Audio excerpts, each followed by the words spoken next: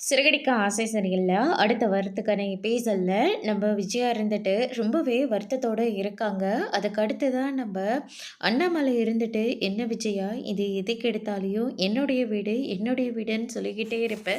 உன்ன ஒரு வார்த்தை கூட கேட்காம, உன் பையனுக்காக நான் வந்து சைன் போட்டு குடுத்தத நெனச்சு கோவமா இருக்கியா?" அப்படின்னு சொல்லிட்டு கேட்கவும், அத நெனச்செல்லாம் எனக்கு வருத்தமா இல்லங்க. கடைசி காலத்துல இப்ப நம்மள தனியா விட்டுருப்பாங்களோன்னு ரொம்ப பயமா இருக்குங்க. ஏற்கனவே மனோஜ் வந்து கடன் வாங்கி வச்சிருக்கான். "ஏன்டா இப்படி வாங்குனேன்னு?" கேட்டா, "சொத்த பிரிச்சு குடுன்னு" கேட்டுட்ருக்கான். இப்ப ஆளாளுக்கு ஒவ்வொரு பக்கமா போயிட்டா, நம்மளோட நிலைமை என்னங்க ஆகும்? அப்படின்னு சொல்லிட்டு விஜயா வந்து ரொம்பவே வருத்தப்பட்டு வந்து சொல்லிக்கிட்டு இருக்காங்க.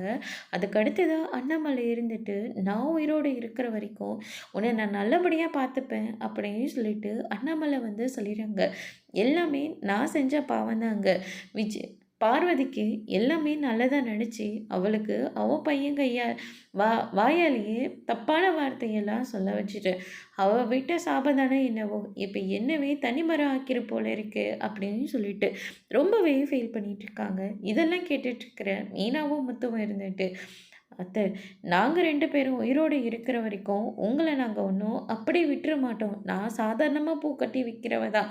அதுக்காக நான் உங்கள ராணி மாரி வச்சு பார்த்துப்போம்." அப்படின்னு சொல்லிட்டு நம்ம விஜயா கிட்ட மீனா வந்து சொல்லிறாங்க. மீனா சொன்ன வார்த்தையெல்லாம் கேட்டோனே விஜயா பயங்கரமா ஷாக் ஆகுறாங்க. அதோட இன்னைக்கான ப்ரோமோ முடிச்சிருக்காங்க.